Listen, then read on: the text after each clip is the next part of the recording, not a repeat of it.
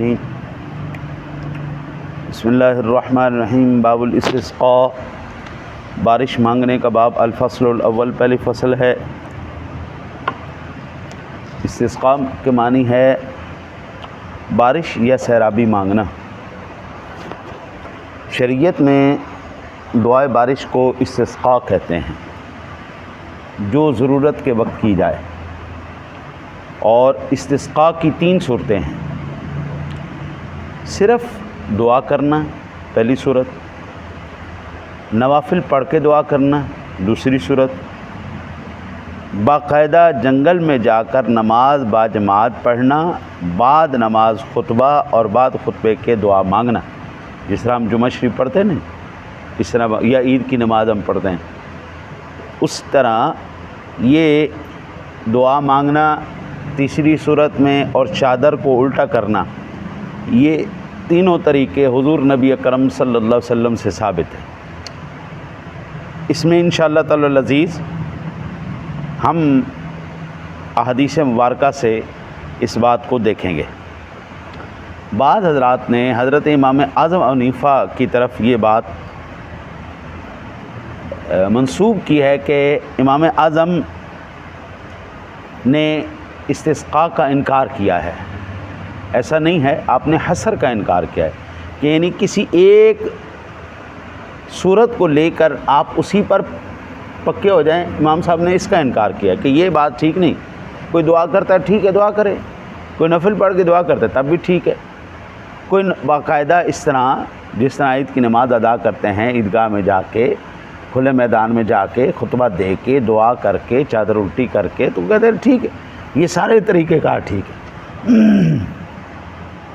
عن عبداللہ ابن زید قال خرج رسول اللہ صلی اللہ علیہ وسلم بالناس الى المصلی یستسقی فصلی بهم رکعتین جہرا فیہما بالقراءة واستقبل القبلة يدعو ورفع یدیہ وحول رداءہ حین استقبل القبلہ، متفق علیہ۔ بخاری اور مسلم میں یہ روایت موجود ہے حضرت عبداللہ ابن زید سے۔ وہ فرماتے ہیں کہ رسول اللہ صلی اللہ علیہ وسلم لوگوں کو دعائے بارش کے لیے عیدگاہ لے گئے، تو انہیں 2 رکعتیں پڑھائیں، جن میں آواز سے قرات کی اور دعا مانگتے ہوئے قبلہ رخ ہوئے، اور اپنے ہاتھ اٹھائے اور قبلہ کو منہ کیا اور اپنی چادر الٹی کر دی۔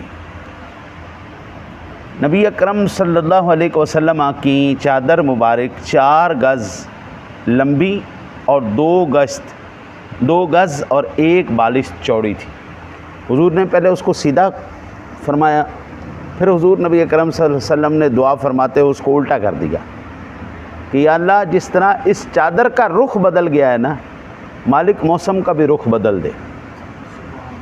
جس طرح مولا اس چادر کا رخ بدل گیا ہے نا، مولا اپنے کرم اور فضل کی بارشوں کا رخ بھی بدل دے، ادھر آ جائیں۔ تو حضور نبی اکرم صلی اللہ علیہ وسلم نے اس طرح دعا مانگی۔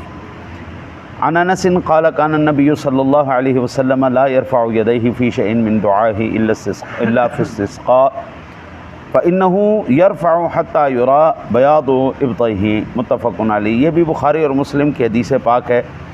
حضرت انس روایت کرنے والے ہیں، فرماتے ہیں کہ نبی اکرم صلی اللہ علیہ وسلم استسقاء کے سوا کسی دعا میں بہت اونچے ہاتھ نہ اٹھاتے، استسقاء میں اس قدر اٹھاتے کہ آپ کی بغلوں کی سفیدی دیکھی جاتی۔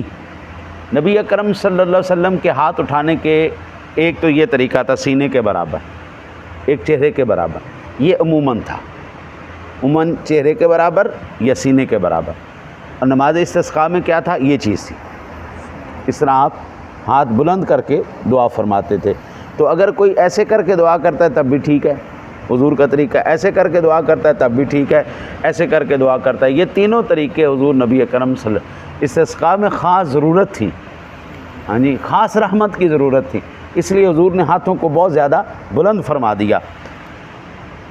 وعنہ ان النبی صلی اللہ علیہ وسلم استسقا فاشار بظاہر کفیہ الی السماء، اور انہی سے روایت ہے نبی اکرم صلی اللہ علیہ وسلم نے بارش کی دعا کی تو اپنے ہاتھوں کی پشت سے آسمان کی طرف اشارہ کیا، یعنی نبی اکرم صلی اللہ علیہ وسلم نے جس وقت دعا شروع فرمائی نا، تو اس طرح ہاتھ رکھے، ہاتھوں کی یہ جو ہتھیلیاں تھیں آسمان کی طرف، پھر حضور نبی اکرم صلی اللہ علیہ وسلم نے دعا کر کے یا اللہ جس طرح یہ ہاتھ ہے، یا اللہ میں نے ہاتھ کو الٹا کر دیا، یا اللہ تو موسم کو بھی الٹا کر دے، یا اللہ جس طرح یہ ہاتھ نیچے ہو گئے اپنے خزانوں کے منہوں کو بھی نیچے کر دے، بارش کا، زمین کا، بادل کا پیڑ بھی یا اللہ نیچے کر دے تاکہ بارش ہو جائے۔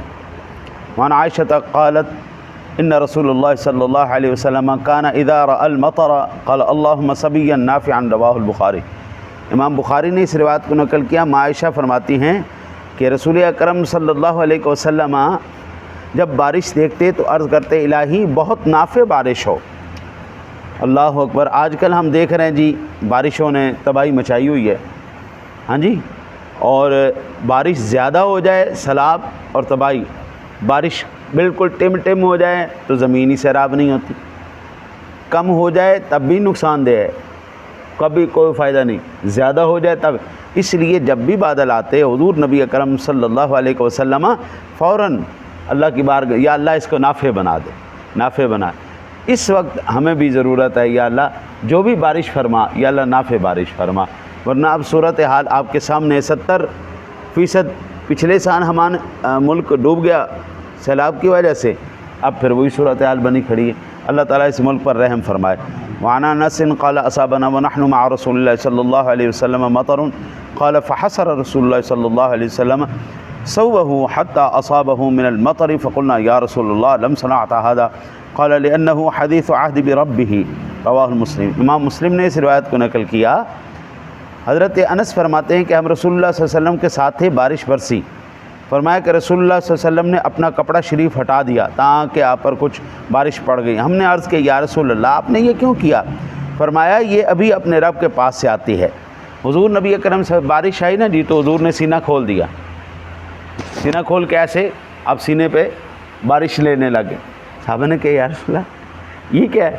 فرمایا اللہ کے بندے یہ ابھی آسمان سے اتر رہی ہے، آسمان سے، ابھی زمین کا اس کے ساتھ کوئی معاملہ نہیں، اس پر ابھی آسمانی برکتیں ہیں تو وہ برکتیں میں حاصل کر رہا ہوں۔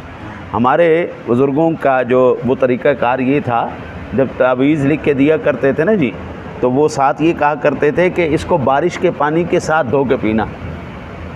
تو یہاں سے یہ حدیث پاک سے پتہ چلا کہ بارش کا پانی اپنے اوپر لینا، سادہ لفظوں میں نہانا، یہ بھی حضور صلی اللہ علیہ وسلم سے کبھی کبھی بارش میں نہا لیا کریں۔